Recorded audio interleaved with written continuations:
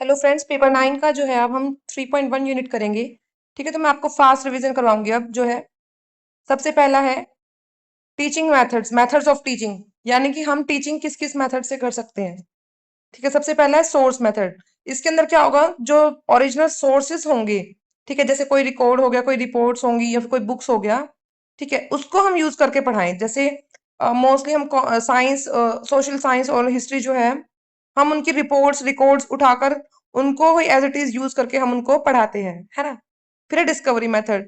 अच्छा, इसमें हिस्ट्री और सोशल साइंस का मतलब ये हुआ कि वो जो कंटेंट होगा, जो जो मटेरियल होगा, उसको एज इट इज समान कंटेंट का मतलब है कि उसकी हम कॉपी लेकर आए, ये नहीं कि ओरिजिनल सोर्स ऐसे। यानी कि उसमें हम कुछ चेंजेस नहीं करेंगे, उसकी जो रिपोर्ट का जो डाटा होगा उसको हम कलेक्ट करके उसको ही यूज करेंगे। सेकंड इज डिस्कवरी मेथड, यानी कि जो लर्नर है वो जो नॉलेज होगा वो खुद से ही लर्न करे, वो खुद से ही डिस्कवर करेगा, ठीक है, खुद ही पता लगाएगा वो एक्सपेरिमेंट करके या कोई ऑब्जर्वेशन करके या खुद से ही इंक्वायरी करके। ठीक है, जिसमें साइंस और मैथ्स टीचिंग में होता है। साइंस में जैसे अगर कोई टॉपिक है, अगर हम बच्चे को क्या है थोड़ा थ्योरेटिकल समझा देते हैं, ठीक है, बेसिक उसको देके हम क्या करेंगे, एक्सपेरिमेंट करवाएंगे, उसको लैब्स में लेके जाएंगे।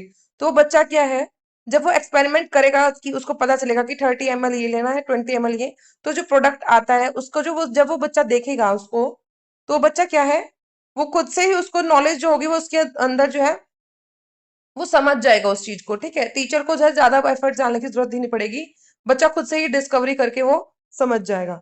नेक्स्ट इज प्रोजेक्ट मेथड, यानी कि बच्चे को जो डेली लाइफ में, जो रियल लाइफ में प्रोजेक्ट्स बच्चे को देने के लिए, ताकि वो जो है एनवायरनमेंट और जो उनके इंटरेस्ट है उससे रिलेटेड हम जब बच्चे को प्रोजेक्ट दे देते हैं, तो बच्चा जो है खुद से ही प्रोजेक्ट मेथड से पता लगा के वो बच्चा सीख लेता है।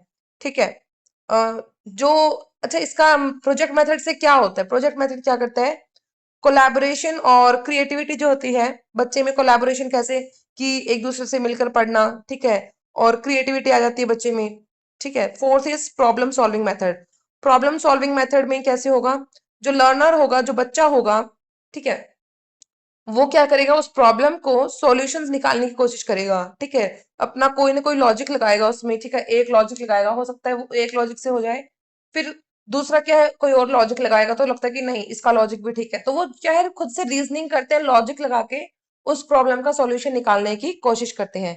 Next is play way method. Play way method मतलब बच्चा गेम खेलकर, ठीक है, कोई एक्टिविटी, गेम फुल जो एक्टिविटी है, प्लेफुल एक्टिविटी है, वो करते हुए बच्चा सीख जाए। मोस्टली मैक्सिमम टाइम क्या है, हम जो है प्री प्राइमरी क्लासेस में यूज करते हैं या फिर प्राइमरी क्लासेस में यूज करते हैं बच्चे को प्लेवे मेथड से सिखाने की।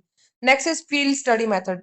फील्ड स्टडी मेथड यानी कि बच्चा अगर बच्चे को क्लासरूम से बाहर लेकर जाना, फील्ड में लेकर जाना, ठीक है, ताकि वो जो रियल ऑब्जेक्ट्स हैं, रियल जो फिनोमेना है उसके बारे में बच्चा इजिली स्टडी कर सके। जैसे कोई फार्म है, कोई फैक्ट्री है, कोई म्यूजियम है, अगर हम बच्चे को वहां लेके जा रहे हैं, फार्म में लेके जा रहे हैं, फैक्ट्री में लेके जा रहे हैं, तो वो बच्चा देखेगा कि कैसे प्रोडक्शन होती है वहां पे, ठीक है, कैसी चीजें बनती हैं। अगर हम वहां पे उसको म्यूजियम में लेके जाते हैं, वो देखेगा कि वहां पे जो ओरिजिनल, जो हमारे हिस्टोरिकल इवेंट्स का जो प्रोडक्ट्स बचे होंगे वहां पे, ठीक है, कोई मटेरियल मिलेगा उसको, जो इवेंट्स का जो लेखा जो का पूरा दिखाता होगा वो दृश्य, तो बच्चा उसको रिलेट कर पाएगा। Next is observation method. Observation मतलब बच्चा ऑब्जर्व करेगा, है ना, ऑब्जर्व करेगा, फिर उन बिहेवियर को करेगा, कोई इवेंट हो रहा है वहां पे उसको करेगा, ठीक है, एक्सपेरिमेंट को करेगा, फिर और अपने रिकॉर्ड को, फिर उसके बाद में रिकॉर्ड्स बनाएगा, अपना रिकॉर्ड बनाएगा कि अच्छा मैंने ये चीज देखी है कि जब हम पानी को बाहर रखते हैं तो पानी पहले गर्म होता है, उसके बाद में धीरे धीरे धीरे पानी जल्दी हवा में, पानी जो है हवा में उड़ जाता है, यानी उसको हम फिर बोलेंगे इवेपोरेशन। फिर वो ये सोचेगा कि जैसे बर्फ है, कि फ्रिज में रखते ही पहले पानी ठंडा होगा उसके बाद बर्फ जमेगी, अगर हम उसको फिर बाहर रख देंगे तो पहले पानी मेल्ट होगा उसके बाद में पानी उड़ेगा। तो वो एक्सपेरिमेंट्स बच्चा जो है ऑब्जर्व करता रहेगा, उसके बाद में उसका निष्कर्ष निकालेगा। ठीक है, इससे बच्चा क्या करेगा, ऑब्जर्वेशन मेथड से बच्चा जो है अटेंटिव रहेगा। जब ऑब्जर्व कर रहा है ऑब्वियसली, तो आप किसी चीज को ऑब्जर्व करें तो आप अटेंटिव रहेंगे। एंड नेक्स्ट इज अंडरस्टैंडिंग, बच्चा जो है अंडरस्टैंड करना सीख जाएगा। फिर है पेंडुलम मेथड। इसमें क्या होता है, बच्चे जिसमें क्या है, रिपीटेड रेनफोर्समेंट दी जाती है बैक एंड फोर्थ, पेंडुलम की तरह, जैसे learning focus alternative on theory and practice. यानी कि जैसे हम बच्चे को क्या करते हैं, कोई रेनफोर्समेंट का मतलब पता है आपको, पुनर्बलन। पुनर्बलन कैसे होता है, जैसे पुनर मतलब फिर से, बुलन बलन मतलब बल देना, यानी उसको मजबूत बनाना। सो कोई इवेंट है, अगर हमें उसको जो वांटेड इवेंट्स है, अगर हम उसको चाहिए वांटेड एक्टिविटीज, तो हम उसको रेनफोर्स करेंगे, यानी कि बच्चे को जो है कोई टॉफी दे देना, ठीक है, कोई रिवॉर्ड दे देना बच्चे को, तो उससे क्या होगा, पुनर्बलन होगा बच्चे का। हम जो एक्टिविटी चाहते हैं बच्चा वापस करेगा, बच्चा और मोटिवेट होगा उसको करने के लिए। सो दैट इज पुनर्बलन, reinforcement. Okay. So pendulum method में क्या होता है, जैसे पेंडुलम आगे पीछे होता है, वैसे ही हम क्या है, रेनफोर्समेंट कभी देते हैं कभी नहीं करते, कभी करते हैं कभी नहीं करते, लर्निंग के अकॉर्डिंग, ठीक है। तो बच्चा क्या है, बैक एंड फोर्थ लर्निंग होगी, यानी कि जैसे झूलने वाला, इस विधि में सिद्धांत और व्यवहार के बीच झूलने वाले तरीके से बार बार अभ्यास करा जाता है, जिससे ज्ञान मजबूत हो उसके। हो गया जैसे लर्निंग, मैंने बता दिया आपको। Focusing alternately on theory and practice, बच्चा थ्योरी पे भी फोकस रखेगा और प्रैक्टिस पे भी। कैसे, जैसे स्किल बेस्ड हो गया, वोकेशनल एजुकेशन होगी, तो इसमें बच्चा क्या है, स्किल के ऊपर भी फोकस रख रहा है अपनी, सॉरी, जो अकेडमिकली है, ठीक है, थियोरेटिकल पार्ट है उसमें भी। और जो प्रैक्टिस करेगा बच्चा, तो उससे क्या होगा, वोकेशनल ट्रेनिंग में जैसे हमें प्रैक्टिस करनी पड़ती है, सो वो उससे क्या होगा, प्रैक्टिकल उसका भी, प्रैक्टिस से क्या है, बच्चा करके देखेगा तो लर्निंग उसकी हो जाएगी। Next is correlation method. Correlation method में क्या है, एक सब्जेक्ट को दूसरे सब्जेक्ट से रिलेट करके को रिलेट करना, दैट इज कोरिलेशन मेथड। जैसे कि साइंस और मैथ्स है, या फिर कोई एनवायरनमेंट है, ठीक है, जैसे कि अगर एग्जांपल मैं बता देती हूँ आपको, लाइक आपको मैं पढ़ा रही हूँ फिजिक्स का चैप्टर कोई, ठीक है, जिसमें मैंने पढ़ाया आपको, जैसे स्पेस क्राफ्ट समझ लीजिए आप, कि मुझे कोई आपको सैटेलाइट बाहर छोड़नी है, ठीक है।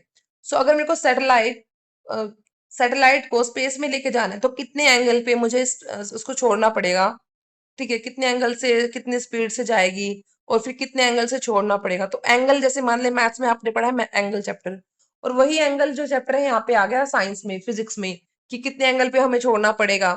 सो कोरिलेट हो गया ना, एक सब्जेक्ट दूसरे सब्जेक्ट में वर्क कर रहा है, एनवायरनमेंट में भी ऐसी मैथ्स वर्क करता है। सो ये हो गया कोरिलेशन मेथड। इसका यूज कहाँ होता है, इससे सॉरी, इसके यूज से क्या होगा, बच्चा जो है होलिस्टिक लर्निंग करेगा और एप्लीकेशन करेगा। होलिस्टिक लर्निंग यानी कि जैसे मैथ्स और साइंस को एक दूसरे के साथ जोड़ के पढ़ेगा, तो बच्चा क्या है, और चीजों को भी जोड़ के ऐसे कोरिलेट करके पढ़ेगा, तो जिससे बच्चे का क्या है, होलिस्टिक लर्निंग होगी, यानी कि सिर्फ ऐसा नहीं कि सिर्फ फिजिक्स पढ़े तो फिजिक्स ही होगी, नहीं, उसके साथ में उसका मैथ्स भी स्ट्रांग होगा, ठीक है, और अब बच्चा अप्लाई करना भी सीख जाएगा। फिर है डिस्कशन मेथड। डिस्कशन मेथड यानी कि एक दूसरे से डिस्कस करके, वार्तालाप करके, ठीक है, अपने आइडिया शेयर करके, कोई इश्यूज है उसके बारे में डिस्कस करके, टीचर से गाइडेंस लेके, ठीक है, क्रिटिकल थिंकिंग को बढ़ावा देके, ठीक है, क्रिटिकल थिंकिंग इससे बढ़ेगी, और बच्चा जो है डिस्कशन से ही कोई निष्कर्ष पे निकलेगा, और कोई प्रॉब्लम का सॉल्यूशन निकल जाएगा, या फिर कोई निष्कर्ष पे निकलेगा, उससे बच्चे की क्या होगी, लर्निंग हो जाएगी, ठीक है। ये किस लिए मैक्सिमम किसके लिए हेल्पफुल है, जो मैच्योर लर्नर्स होंगे, जो वैल्यू एजुकेशन करते हैं, उनके लिए सही रहता है। जैसे कोई बड़े लेवल पे जो हमें कुछ निकालना हो, कोई सॉल्यूशन निकालना हो, डिस्कशन करनी हो, तो ये मैक्सिमम टाइम जो है डिस्कशन मेथड बड़े लेवल के जो होते हैं, स्कॉलर्स होते हैं, वो यूज करते हैं। Next is conclusion. यही है कि जो हर एक मेथड जो है अपने आप में एक इंपॉर्टेंस रखता है ना, कि हो सकता है कहीं पे जो है कहीं पर डिस्कशन मेथड इंपॉर्टेंट हो, कहीं पर कोरिलेशन मेथड इंपॉर्टेंट हो, कहीं अच्छा रहे, ठीक है, कहीं पर प्रोजेक्ट मेथड इजी रहे, बच्चे के लिए अच्छा रहेगा। सो अपनी अपनी सिग्निफिकेंस है हर एक मेथड की। तो टीचर को जो है ऐसा मेथड यूज करना चाहिए जो बच्चे की एज के अकॉर्डिंग हो, उसके इंटरेस्ट के और उसकी नीड और सब्जेक्ट के अकॉर्डिंग हो। टीचर को ऐसा मेथड टीचर को यूज करना चाहिए। Okay. Next is overview of mark. ये मैं आपको अलग से वीडियो बनाती हूँ एक 3.2